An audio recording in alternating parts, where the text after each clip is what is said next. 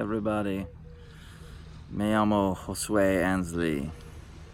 Joshua Ansley still. Although in Mexico, maybe it's a little bit of Josue. So, I am coming to you from the beach in Puerto Morelos, Mexico. The sun is sort of blaring in my face, sorry. So I might be a bit tight-eyed. And a bit tie-dyed. Because apparently I'm quite the hippie with this. Quite the wook, if you will. So it's been a really awesome, interesting trip. You know, I lived down in Mexico for about a year, about 5 years ago, and it really it was an absolutely unbelievable experience. It stole my heart. You know, the culture, the people, the language, all of it. And it was an amazing, absolutely incredible experience. And it was, you know, one of the first times I was really out there. I mean, I'd been on tour, I studied in London and stuff like that. And, you know, I'd been to Paris, and which was the first time that I was ever in another country where I just didn't speak the language. And even more so because I didn't have any French whatsoever. I just walked off the train and was like, I have no idea where the fuck I am. It's kind of a shocking experience if you've never done that, you know. I highly suggest it. And so being in Mexico 5 years ago, it was an exploration. It was just life. It was experiencing and seeing new ways of living life, and I felt like a kid. I mean, I really was. I felt like a child. And I think that was even actually really part of it, is that I was contacting, it sounds really peaceful out here, but there's this huge machine rolling up right now to get all the seagrass off the beach. So I really was sort of contacting that inner child, you know. It was like opening up, and which was amazing, and I was starting to see the world with wonder and awe and all this new stuff. But also, that child had never been really parented by me in a way of learning to self-soothe and to take care of it. So it was a lot of stuff to work through when that inner child came out. Because no matter who we are, no matter what experiences we've had in life, good or bad, traumatic or not, as a child or whatever, we all have this moments at least that are shocking to the child, that is like a shock to the psyche, basically. And it's this space where it's suddenly things aren't right, you know. Landmark talks about it, Landmark Forum talks about it as like this, things aren't, you know, I'm on my own and not in a good way. And, you know, there's like these different instances in life and that are going to be shocking to the psyche no matter what. So when I started to work into that, it was really wonderful. It was beautiful, but then I didn't know how to take care of myself, you know. And it's interesting to be back here now, because the lore that was here, as I've done the work, the deep spiritual work, and I continue to, and you know, I really done the work, rather, I should say, on more of an emotional level, because that's all sort of emotions and mental stuff. But the deep spiritual work, which is really detaching with love from all of it, it's pretty crazy, because, you know, in my relationships and everything, there's like less of an up and down, because the world is constantly up and down in this way, you know. And when you're attached to the world, then your emotions will be that. Or if you're attached to your emotions and you think that's you, then you're going to be that as your emotions go up and down with the world. And as I do the work to separate myself from that more and more, but in a healthy way, it's not about good and bad, you know. And it moves from a place of, you know, when I was opening up to that in the first place, it seems so mystical. When you open up into these deeper levels of your emotions, it seems mystical, and something beyond all of that, it seems mystical, and deeper levels of emotions into energetic understanding, and it's all this mystical space, but it's only mysticism and mystical because we don't understand it. right? Once we understand it, now it's not mystical to me anymore. So this land is not mystical to me anymore.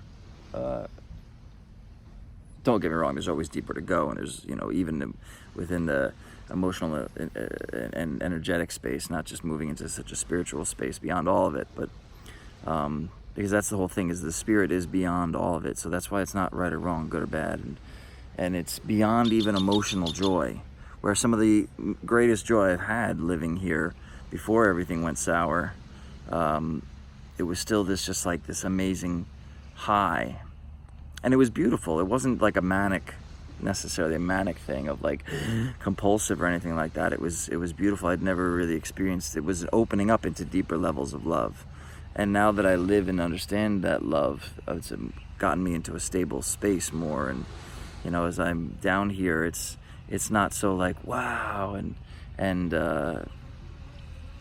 I see it for what it is in a great way. Like, it's beautiful, and life is beautiful in that space. And it amazes me the more I continue to do the same work and the same teachings that I talk about all the time. It's not necessarily something deeper. It always is going deeper, but it's the same words, but I understand them differently. The depth to which I understand them has completely changed.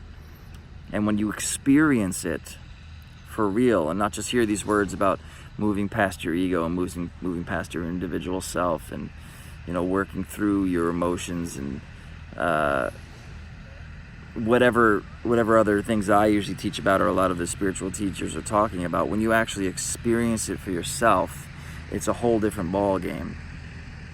And as you continue to work with it, I continue to work with surrender in a way that is, I'm constantly giving over, and my life gets better and better. Like, it's not about, and then I can step into life and choose which way I want to go from a deeper space, and everything seems so much more apparent to me now. It's like so obvious, where these things before were so difficult. They really are. I intuitively handle these situations which once baffled me. And it's pretty amazing to see it happen. And so it's great to reflect on it a bit, to be back here and to recreate and to create new memories, and with an absolutely incredible woman that I love, and which is such a stable, grounded, safe, communicative relationship. And my relationship, it's all whatever your relationship is to something is going to change with time, and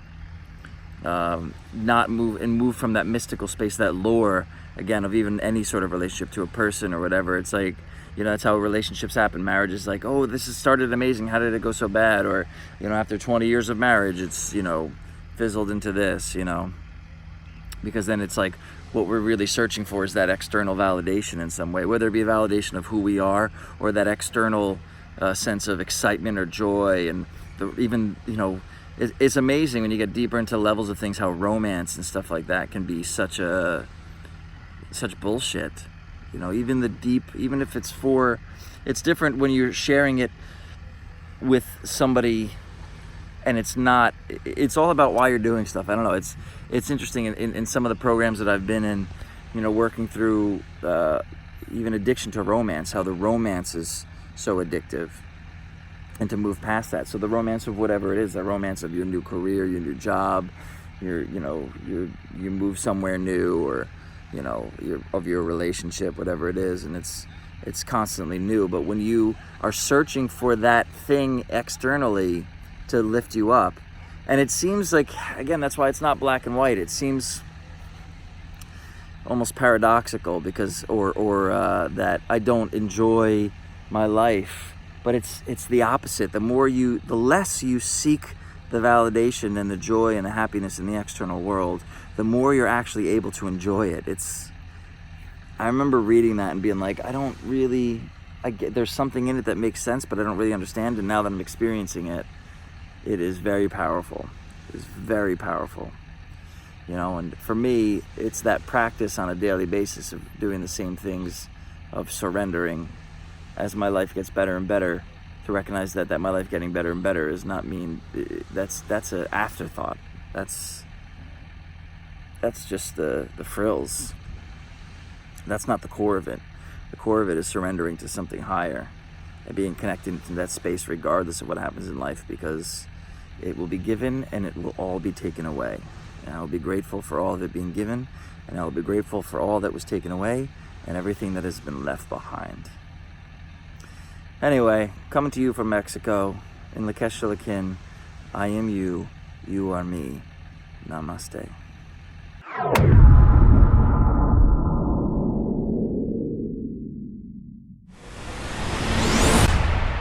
What? Too much?